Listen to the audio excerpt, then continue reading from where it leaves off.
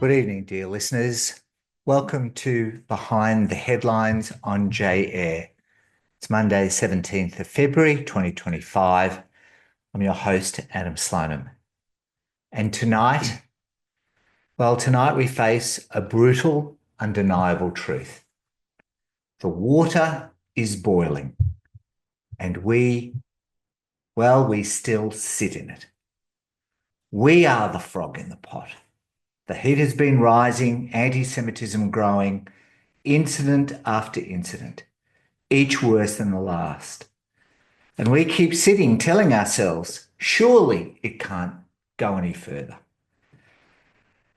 My guest tonight is the esteemed Marina Rosenberg, International Vice President of the Anti-Defamation League of the USA. She and I will be discussing the rise of anti-Semitism all over the world. But first, let's just zoom in and see how much the water has been boiling in Australia.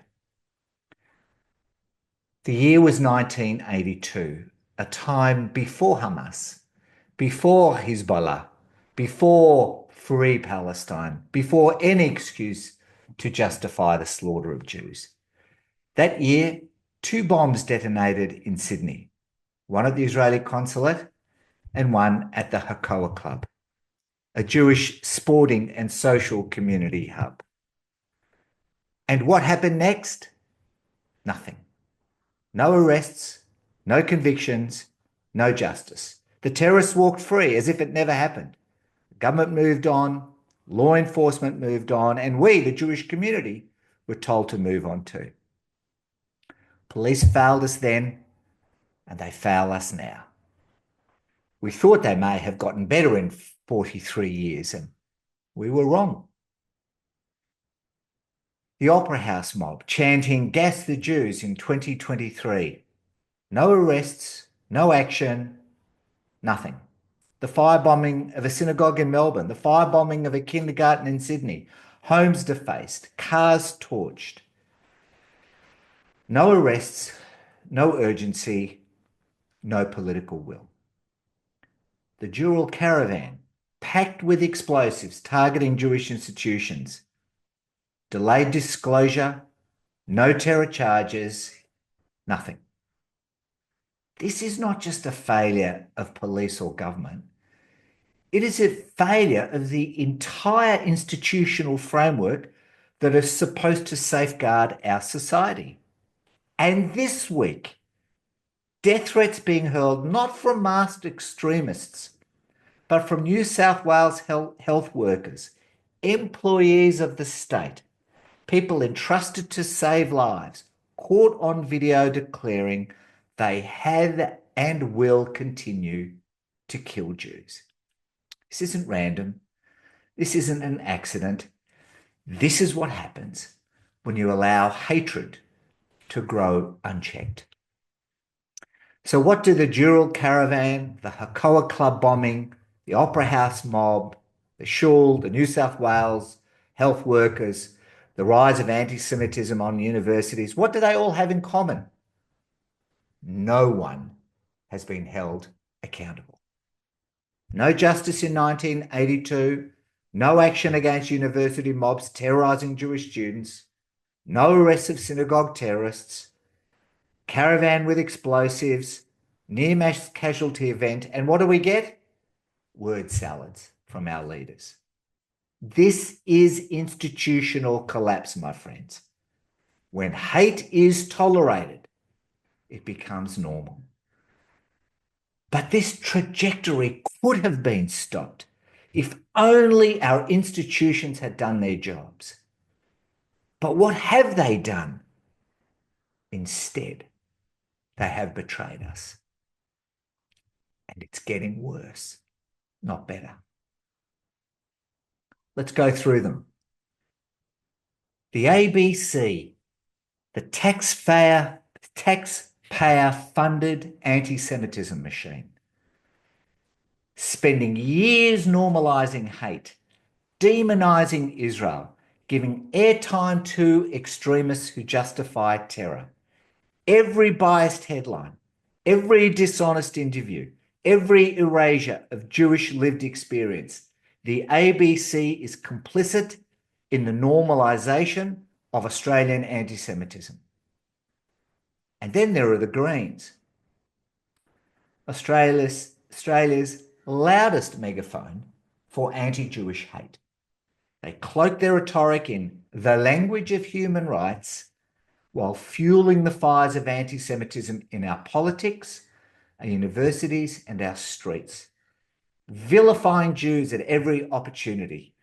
Even after the New South Wales health workers were caught, a Greens politician says the Jews are weaponizing anti-Semitism. Do these people have no shame? Universities, incubators of anti-Jewish hostility, allowing Jewish academics and students to be harassed, threatened, and ostracized. Vice-chancellors cower behind academic freedom, while students march and scream under banners of hate, chanting for genocide. This isn't education, it's indoctrination. And our politicians, after 16 months of relentless attacks on Australian Jews, what did the National Cabinet come up with? A database, a spreadsheet. That's it. While Jewish schools, synagogues, and homes require 24/7 security, while Jewish children walk behind armed guards, our government offers us a glorified Excel file. Prime Minister Albanese, if this is your idea of leadership, step aside. The Dural plot was the final warning. The water is at boiling point, but we have a chance, just one, before we all stew in the flames of hatred. Here's what must happen now. 1. Universities must enforce zero tolerance policies on anti-Semitism. Expulsions, not warnings. Arrests, not discussions. No more safe places for hate. None. 2. Law enforcement must treat anti-Semitic threats as terrorism. No hesitation, no selective justice. Jewish institutions targeted, call it what it is, terrorism. Because if there were mosques targeted, you bet there would be no question of terrorism charges. The same must apply to Jewish sites. And the ABC must be held accountable. Reform it. Break its monopoly. Make its funding conditional. Something. Because state-funded anti-Semitic propaganda has no place in a democracy. And political leaders must act. No more word salads, no more empty platitudes, real consequences, real action. And most importantly, to every decent Australian of every faith and every civic leadership, stand with us. Physically, visibly, stand at our synagogues, stand at our schools. Understand what it means now to be a Jew in this country, because when Jews are under attack, democracy itself is under attack. Every time we dismiss a hate-filled chant as free speech, the water gets hotter, and we're choosing silence over action. So I ask you, Australia, do we have the courage to call out anti-Semitism wherever it hides, whether it's in the media, in our politics, or in our own communities? Do we have the courage to demand that our leaders act decisively to ensure that hate has no home in this country? Because if we don't fight back now, this country will never recover from what comes next. The choice is simple. Leap out now or boil alive. Australia, what will your choice be? My guest tonight is Senior Vice President, International Affairs of the Anti-Defamation League in the United States, Marina Rosenberg. Her work in combating anti-Semitism and hate across not just the United States, but the world with a team of professionals is well known. Marina is a former ambassador and diplomat and joined ADL in 2023 after 16 years of service in Israel's Ministry of Foreign Affairs. Welcome. Marina, thanks for coming on our show today. I felt it was important that a Jewish community of Australia, which is under assault, reach out and understand that not that it's better that we're not alone in this experience, but that we stand with not just our beloved Israel, but we stand with our Jewish communities around the world. So really appreciate you coming on this morning. No, thank you for the invitation, Adam. I appreciate it. And let me start just by saying you're not alone. We're all thinking about the Jewish community in Australia. We are all, not just here in the US, but around the world, worried about what we're seeing happening in the past weeks and months. And you're definitely not alone. You have a whole Jewish community out there in the world that is with you. Thank you, Marina. Sometimes it's hard to feel that connection when you're isolated, but we know that's true. I wanted to begin our conversation today with just a little bit of a background on the Anti-Defamation League.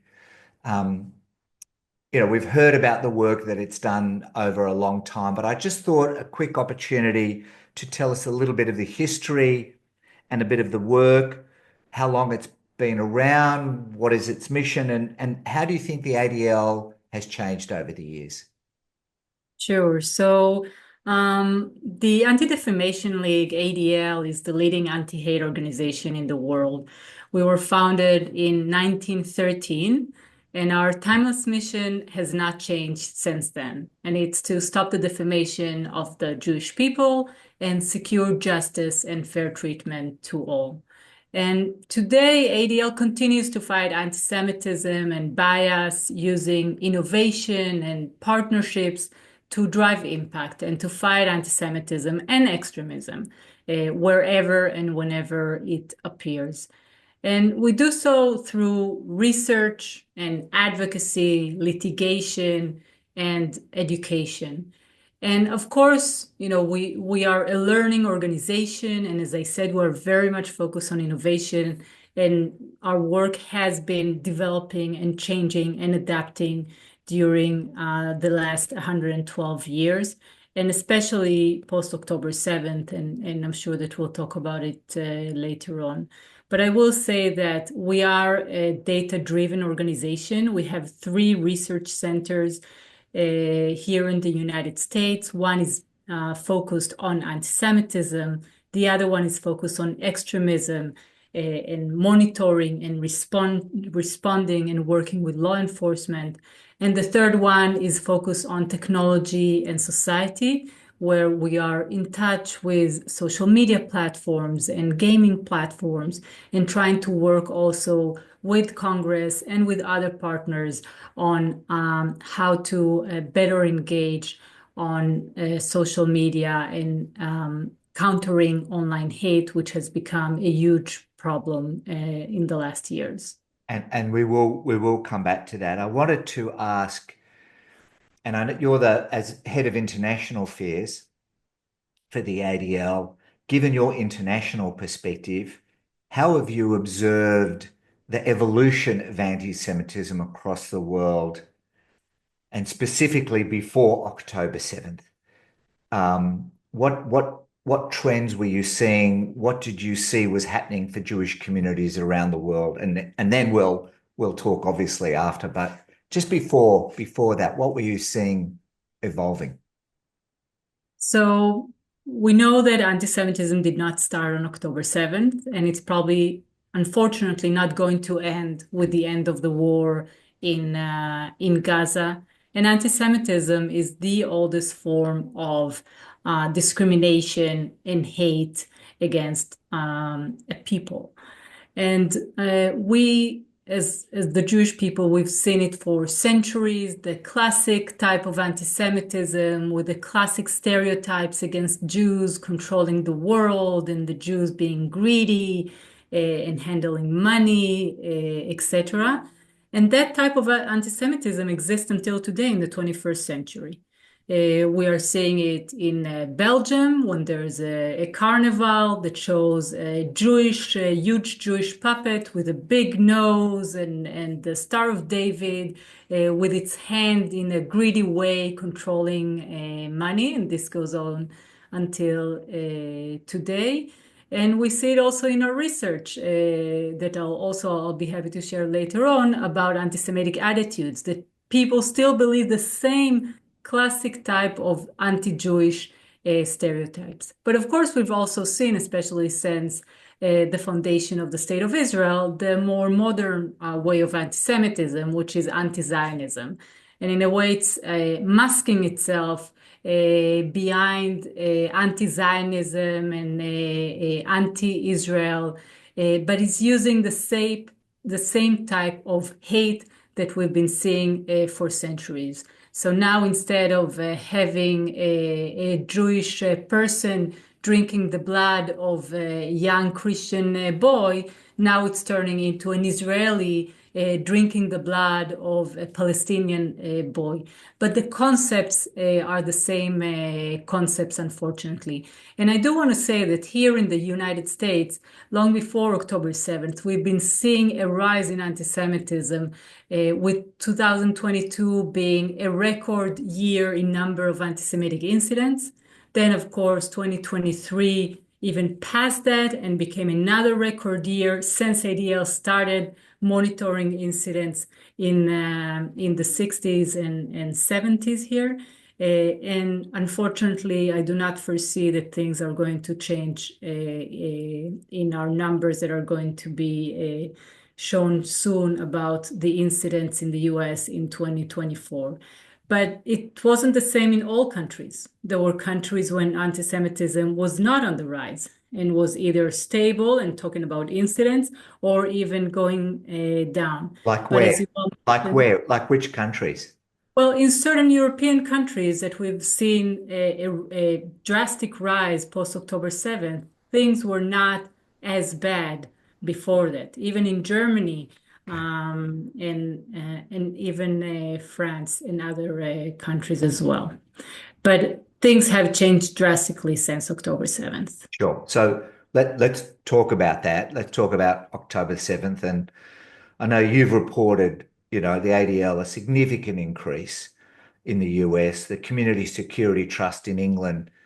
You know, London was once colloquially called the anti-Semitism capital of the world. Unfortunately, maybe Sydney has that title now. The European Union agency has reported it, Jewish communities everywhere. So how did October 7th really influence anti-Semitism globally? And what I'm more really want to focus on with you now is what were the strategies the ADL implemented in response to that?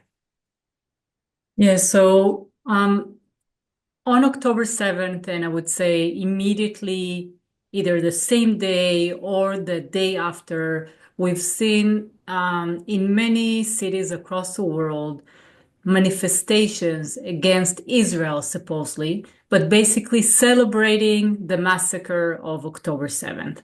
This was way before the IDF went into Gaza, as we know, and we've seen it in the streets of New York and in European cities, and we've seen it also in Australia, which really shows that those were anti-Semitic manifestations with glorification of terrorism and not anti-Israel or pro-Palestinian manifestations.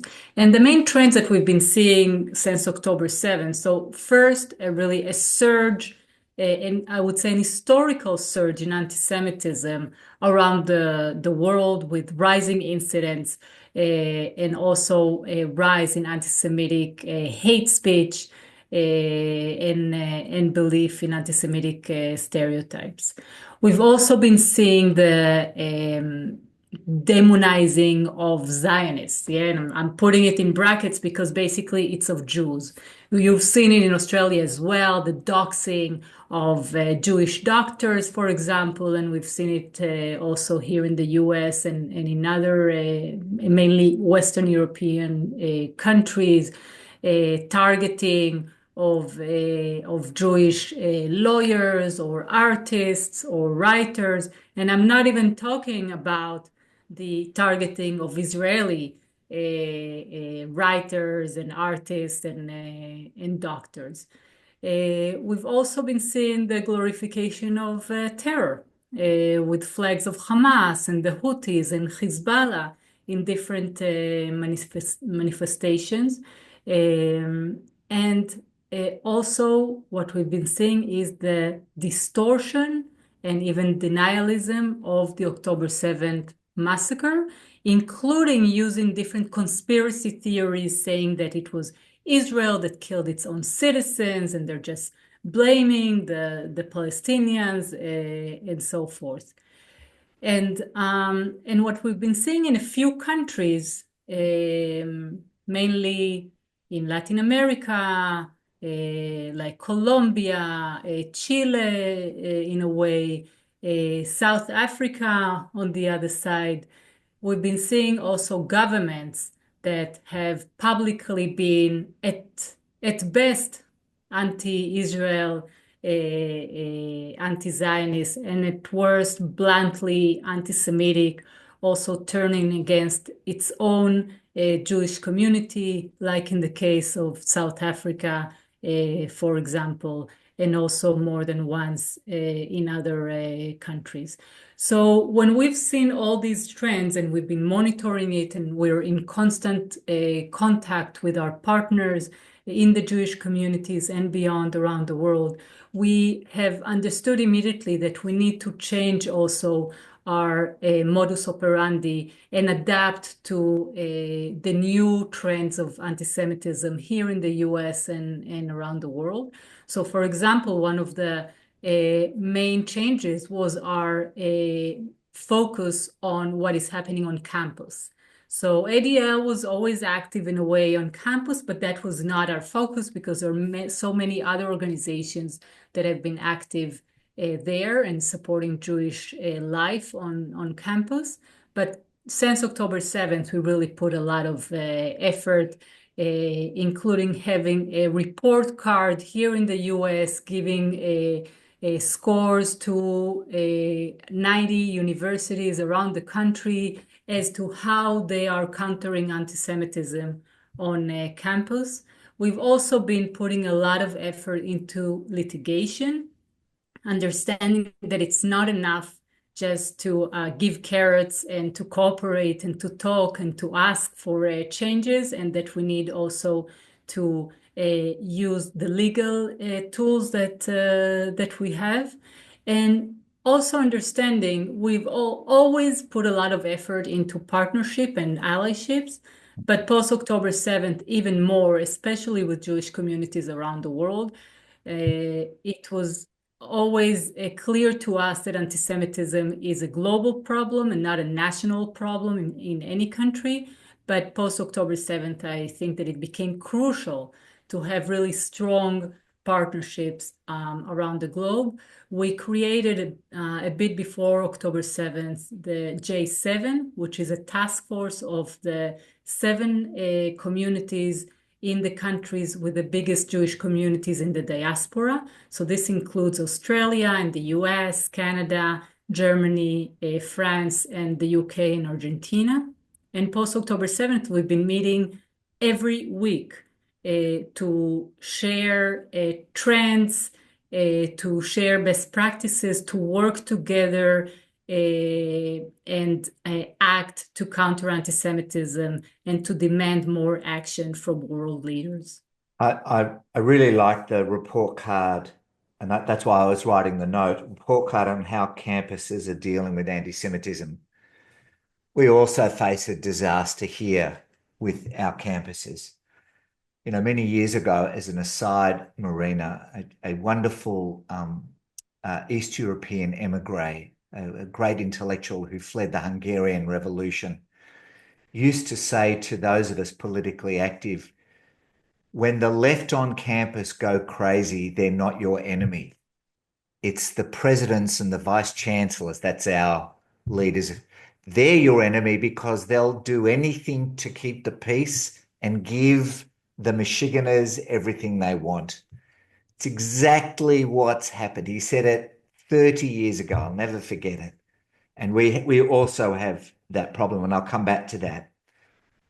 I want to explore one tangential issue you just raised, but it's not tangent, it's central.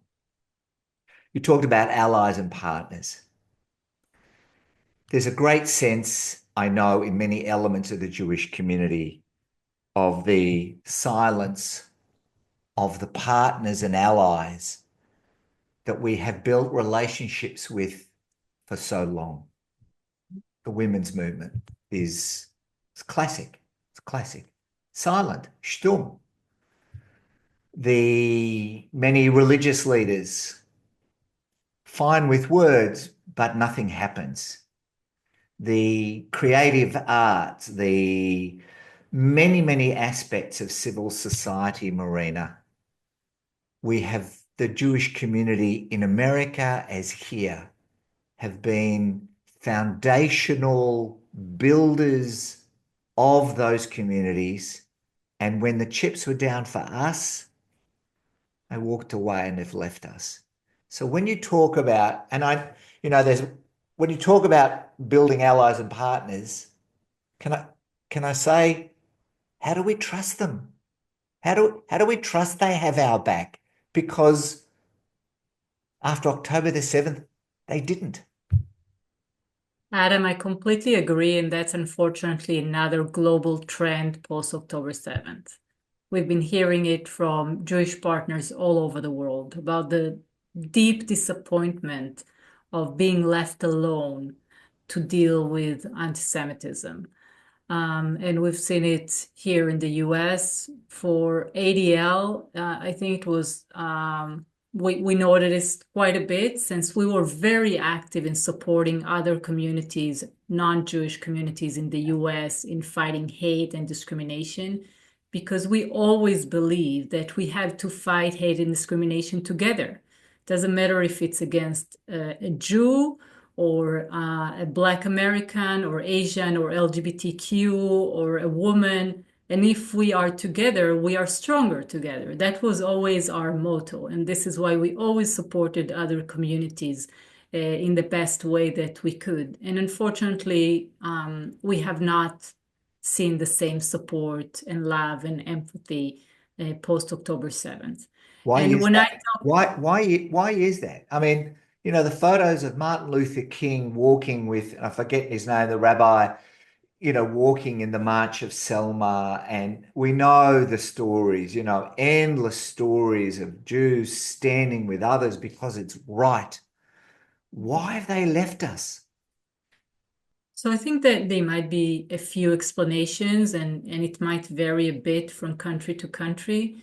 But one, many of these organizations that support and promote diversity and inclusion see anything that has to do with Israel and the conflict with the Palestinians as toxic, and they don't want to be part of it.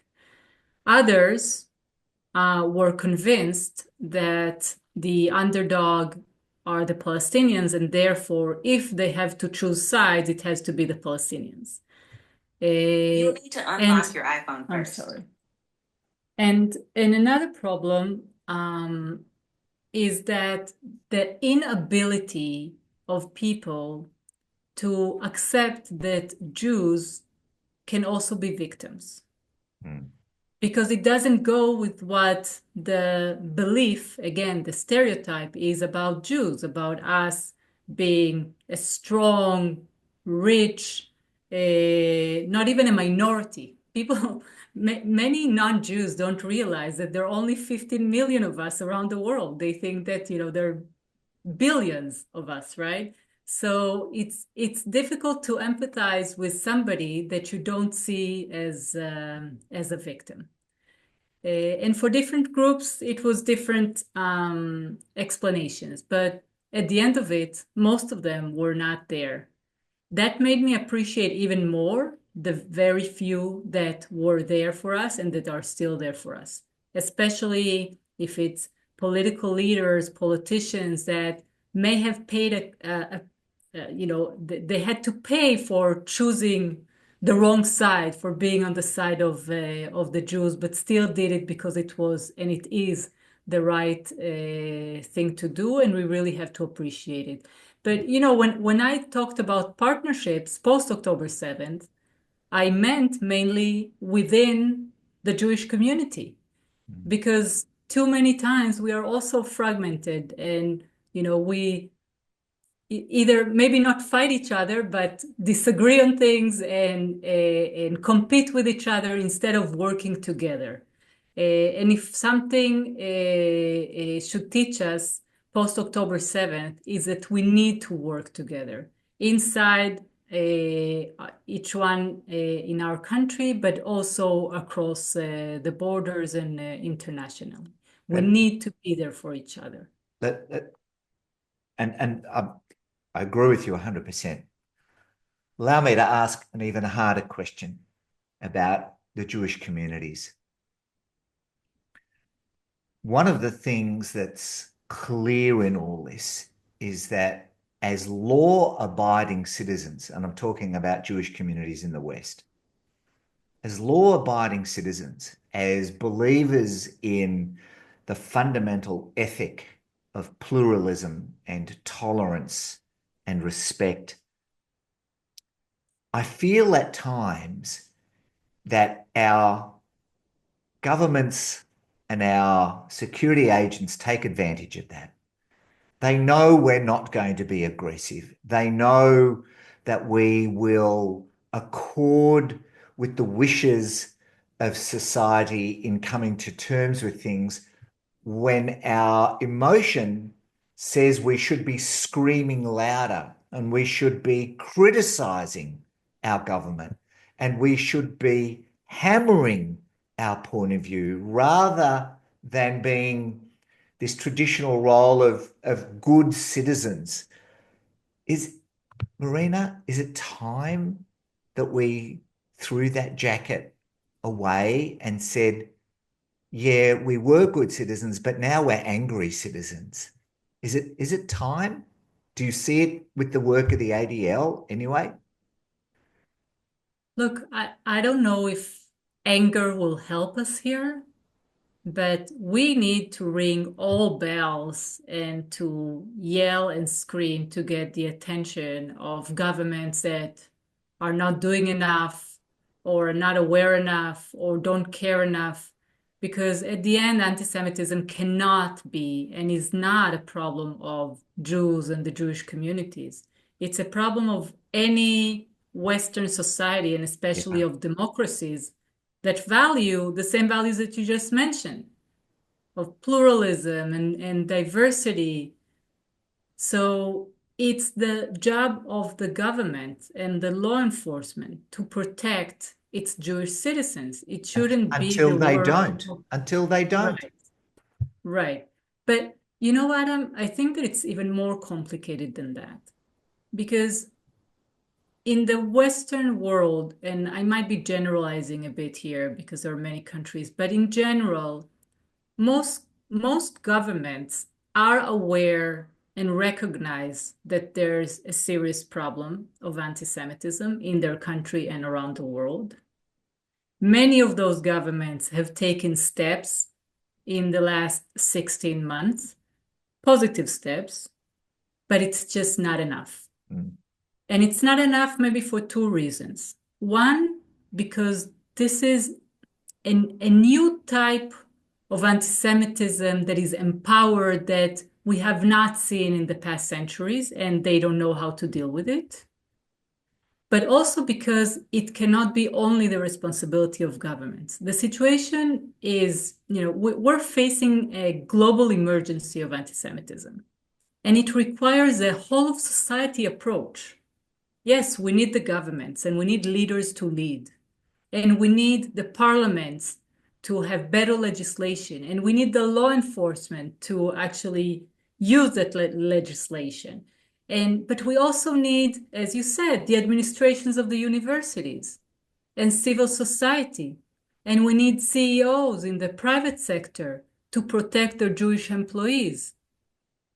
So it's not enough just for government to do its job. We really need each one in our societies to take this seriously and take action. If not, it's going to fail. Mm. Let's not talk about failure just yet. I want to keep unpacking if I can. Please. And I want to come back to your comment earlier, still about causes before we talk about trends and consequences. Social media. We know social media has been fundamental in influencing the spread of anti-Semitic rhetoric. We know that the breakdown of traditional media forms into disparate forms, formats of different types means that you go to find the media that accords with the view you want.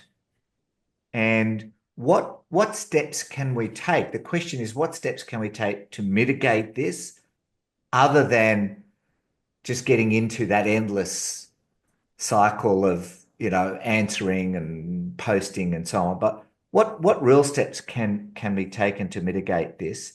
And I want to ask a second question. It's been so fundamental, but what other factors have been at play in bringing to the surface this global surge in anti-Semitism? So I think social media is definitely one of the three main causes of the surge of anti-Semitism, and I'll get to it in a second. The second one is, let's call it political trends, populism from the right and from the left side. And the third one is what we call the Al Jazeera effect and the dis and misinformation on global media.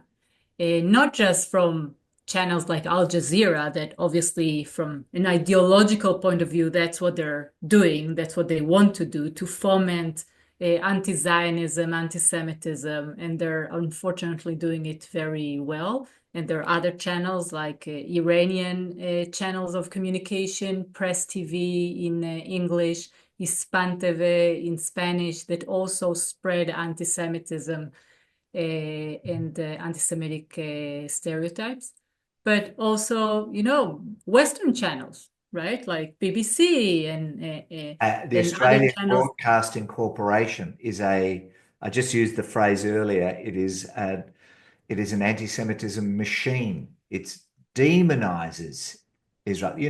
I don't know if you know, the other day, the first hostage came out from Gaza. The headline was a hostage swap, that Israel was releasing hostages that needed to be hospitalized. Like, extraordinary.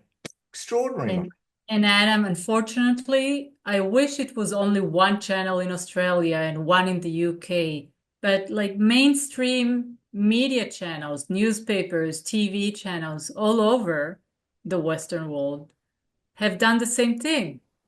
Yeah. Prisoner swap or hostage swap, comparing it as if it's comparable to take a terrorist who murdered civilians and to compare it to a 19-year-old woman that was brutalized in the Hamas hands. So this is something that affects everybody, because it normalizes anti-Semitism in a way that is difficult to fight against. Yeah. But going back to social media, we've in our last survey, the Global 100, when we checked anti-Semitic sentiments among adults in 103 countries and territories, we found out first that nearly half of the adult population, 46%, have high levels of anti-Semitic attitudes. And it's even higher in young adults between the ages of 18 and 34. And I'm connecting it to the social media issue because the younger generations are getting their news from social media. Yeah. And from online outlets. Yeah. Many of them hardly read the newspaper anymore or watch mainstream media. They get their information from TikTok or from, So what do we do 30-second about this? videos What do in we do? Instagram. So there are a few things that we are already doing, but it's difficult and there's not a quick solution, unfortunately. So first, we have to continue engaging with the social media platforms themselves, and this is something that ADL has been doing for quite a while. I told you that we have a research center that is basically focused on that, and not just social media, but also the gaming industry, for example.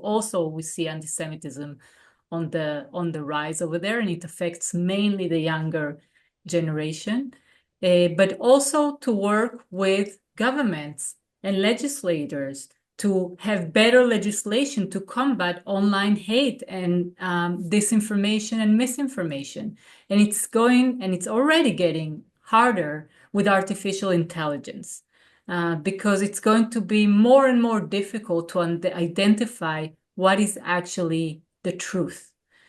And this is something that, again, we need governments and legislators to step up and for the social media platforms to be responsible, because this is what is going to form the future generations. Yeah.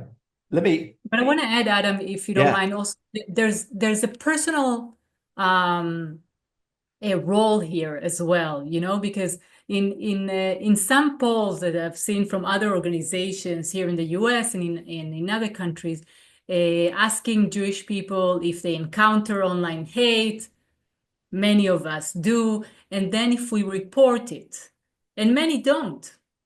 Yes. Because some of them say, well, it's not going to matter. They're not going to do anything about it anyway. Others, I don't know how to do it. Others don't have time. So it's also our responsibility as individuals to, at minimum, do our job and report when we are victims of, or when we see anti-Semitism and hate online in the platforms, just as it is our role to report when we see an anti-Semitic incident offline.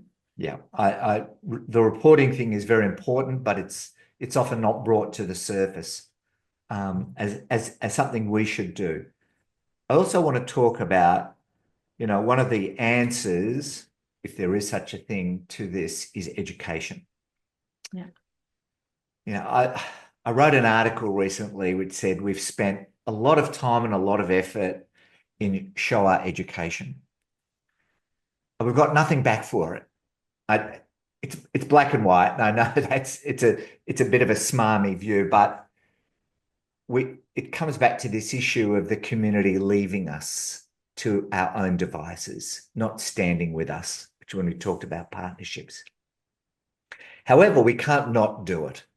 We can't not educate. And I know that, ADL is very big in this space. And I really just wanted to zone in with you on what role education plays in your strategy to combat anti-Semitism. And can you share some examples where there's been a successful program or partnership and it's made a tangible impact?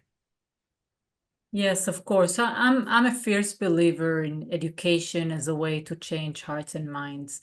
It can't be on its own, and this is why we have different strategies also on social media and legislation and advocacy, etc. But education is very important. And when we talk about education, it's not just in schools and not just educating the younger generation, though this is definitely a focus, but also the general population. If it's through social media and press and campaigns and other forms. So we work with partners here in the US and around the world on different educational programs. And this includes, by the way, also working with law enforcement. Here in the US with the FBI, for example, but we do it also in Latin America with the local and federal police, giving them information to understand what is anti-Semitism and how to identify and what is and is not considered a hate crime according to the law in each country. And we work in schools, in primary and secondary schools, and with university students. And I just want to mention two main programs that we have outside of the US that we have developed in the last couple of years. One of them is aimed at Jewish youth. It's called Word to Actions. And we started with it in the US, and a couple of years ago we launched it in Europe, and last year we launched it in Latin America, and it has reached really unprecedented impact. And we know this because we do a follow-up with the kids. Some of them are high school students, some of them are in university or right after university, and the feedback that we receive from them saying that for the first time they feel secure in their ability to counter anti-Semitism and to identify anti-Semitism. And only in 2024 we have conducted 166 trainings around Europe and Latin America, reaching 3,000 Jewish youth.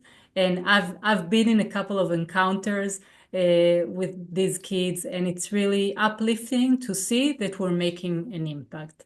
And another Bring it to us. Bring it to us. We need it. I'll be happy to do it, and we're Hurry actually up. we're already in contact with a few partners in the community in Australia, and I really hope that in this year we'll be able to start. Marina, if they're not moving quickly enough, I'll call you, Adam. call me, and I'll be, believe me, I'll be onto it fast. I'll call you. Okay. And we trained also Jewish kids that went to the Maccabiah in the UK last year, and we're going to do the same thing in the Maccabiah in Israel this summer. And I know that there's going to be a big delegation from Australia, so I hope that they will be the first to experience training. That's the internal education. Tell me about the external. What do we do? Exactly. So the second program that we have outside of the US is aimed at non-Jewish schools. Yeah. And this is an online program in different languages. We launched it first in the UK last year, and this year we're hoping to get to France and Germany and at least another 6 European countries. And in April, we're launching it in Latin America in Spanish. And that program is a short online program that tells non-Jewish students in high school what is the local Jewish community about, what are Jews, how they contributed to their own country, and then teaching them what is anti-Semitism and how one can become an ally in countering anti-Semitism. So this is, as I said, a short program, and it's online on purpose so we can reach as many schools as possible to give them the basic, for them at least to be interested in learning more about the local Jewish community and how the local Jewish community is experiencing anti-Semitism. And we're working, as I said, also with law enforcement, but we have also other programs that are focused on workplace, because we're seeing that especially in big companies and multinational companies, where there are more than a few Jewish employees, it's important for their colleagues and their managers to recognize that also they sometimes experience anti-Semitism in their workplace, especially post October 7th. Yeah, that it's workplaces as a whole, another conversation. And I'll send you a colleague of mine and I, because we're involved in human resources training, facilitating conflict resolution in corporates, put together an anti-Semitism toolkit for corporate leaders to know what to do if it's reported in their organization. So I'll send that to you afterwards, and just take it, grab it, adapt it, run with it, Thank you. Yeah, that's great. I appreciate it. It's something we really, we all need to collaborate on. I wanted to come back to the social media thing for a minute. I'm conscious of our time. Now, with the election of President Trump, sort of the gloves are off free speech, if I can put it that way. And the influence of Elon Musk and now Facebook saying that they're going to remove fact checkers. The world is going to get worse in this space, not better. What can we do as we encounter this endless stream of higher and higher pitch venom that will come through, Marina? Yeah, so first, I think that it's important for us, all of us, to explain that when we're fighting hate online and misinformation, this is not because we are not fierce advocate of freedom of speech. I deeply believe in freedom of speech, as does ADL, but freedom of speech is not freedom to hate and to discriminate and to express bias against others. And it's not And an this is absolute. It's never been an absolute. It was never written as an absolute. exactly. And Yeah. this is where the collaboration and the partnerships are so, so crucial.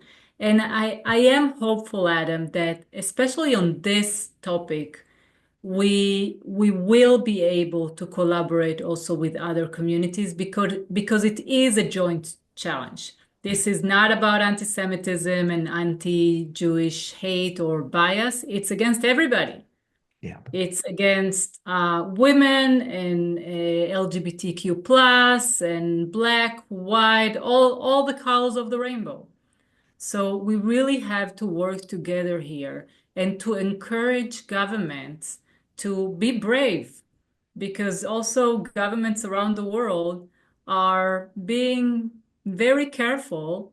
And I understand for political reasons, nobody wants to piss off Elon Musk or others. Yeah. But we have to think about the future generations and how this world is going to look like in 10, 20, 50 years if all bets are off and anybody can say anything and threaten anybody online. We used to call it civility, hence the word civilization.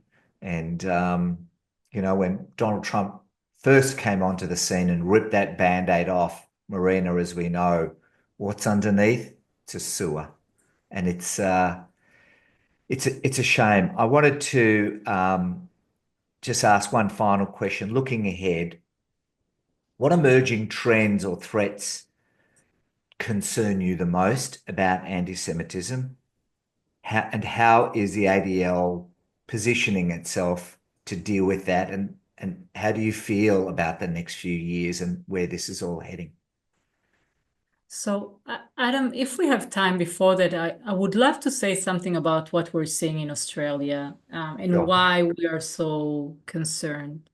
Because, as I said, post October 7th, there's been a huge rise in anti-Semitic incidents all over, especially in Western democracies. And we've seen it here in the US and in Europe, in Germany, and France, and the UK, and Belgium, in Ireland, and others. And it's also, I would say it's difficult to compare numbers between countries because in each country there's a different way of monitoring anti-Semitic incidents. But there are two things that are concerning about Australia. Number one is the rise compared to previous years in anti-Semitic incidents. So as you know better than me, the reports are that in 2024, there have been 2,062 anti-Semitic incidents in Australia, and that's more than 300% compared to 2023. But there's an alarming rise in physical assaults. Yes. From only 5 cases in 2022 to 65 in 2024. Reported cases. Reported. That is so right. And that is such an important comment. Reported cases. We do not know what we do not know, but we do know that many do not report. And when you compare this number to the size of the Jewish community, because in the US it's worse, of course. The numbers are in the year post October 7th, 10,000 incidents and around 150 physical assaults. So the numbers are worse, but the Jewish community here is much bigger. Yeah. It's 7 million Jews. So when you compare the physical assaults per Jewish capita in each country, Australia is much worse than the US and one of the worst in the Western world. And then when we look at anti-Semitic attitudes, and as I said, our Global 100 survey that we just released a couple of weeks measures it in 103 countries and territories. So the number in Australia is that 20% of Australian adults hold elevated levels of anti-Semitic attitudes. Just for comparison, in the US, it's 9%. In Canada, it's 8%. Wow. Western Europe is Wow. 17%. Sorry, what was Europe? 17 as a whole, but when we talk about Germany, France, it's much lower. Wow. So this is really concerning, and something that the authorities need to take into consideration. I will also share with you, we asked separately of the index if people are favorable to Hamas and how they see Hamas. And 1 in 5 Australian adults view Hamas in a favorable way. So it goes beyond anti-Semitism to supporting terrorism. Butchers, to supporting butchers and rapists. It's extraordinary. Exactly. Marina, could you please share that data with me after this? Of course. I'm going to circulate it. We've just had a parliamentary inquiry into anti-Semitism at universities. There's a phrase you used a few minutes ago. You talked about bravery and government. And it's an oxymoron because they're not. If they were, we wouldn't be seeing the slide. The phrase I keep hearing is they're very good at word salads, but they're very bad at doing something. And these numbers are frightening. These are frightening numbers. Let's please send them through to me and I will. I'm going to forward them on. And going back to your question, Adam, about what's expected next. So I think that we will unfortunately continue to see the normalization of anti-Semitism as we've been seeing in the past 16 months, and will continue to constantly have this battle against disinformation and misinformation on social media, on mainstream press as well. I think that, I expect and I'm optimistic that the number of incidents will go down eventually. And in a way, we're seeing it a bit in certain countries already. You mentioned before the CST from the UK report. But I have to say, I don't want to end this conversation without expressing a bit of hope, because I do try to keep my optimism despite all the negative data post October 7th. So maybe I'll end this with sharing with you a positive number that came up from the ADL's Global 100. And it's that the majority of adults around the world, 59%, do understand that anti-Jewish hate is a serious problem in the world. And this is important because, first of all, it may tell us that some of those that hold anti-Semitic views do not do it out of hate for Jewish people, but just out of ignorance. And there's a huge potential for us to educate those people. Yes. And secondly, because this is a number that should be used by governments. when they take concrete, innovative action against anti-Semitism, because they know that the majority of the people in their countries will support it. So there is no excuse for leaders not to lead and not to take action. There are never excuses. That just takes that great virtue, Marina, called courage. The most important of all virtues, Aristotle taught us, because it unlocks all the others. It has been a profoundly moving experience speaking with you today. Thank you so much for your time. There's so much more I want to unpack with you about right-wing anti-Semitism, left-wing anti-Semitism, United Nations, anti-Zionism. I will come back to you with in time, and let's check in again in a few months' time, Marina, with if that's okay. Let's see how things are moving. We have an election here that's going to determine a lot about, I think, the future of our community, and maybe we'll share some insights after that and see how things are going in a Trumpian America. Thank you so much for your time. And I know your family in Israel, may they stay safe and well. And we look forward to the release of all our beloved hostages in good health and security. Thank you for your time. Amen. Thank you, Adam. I appreciate it.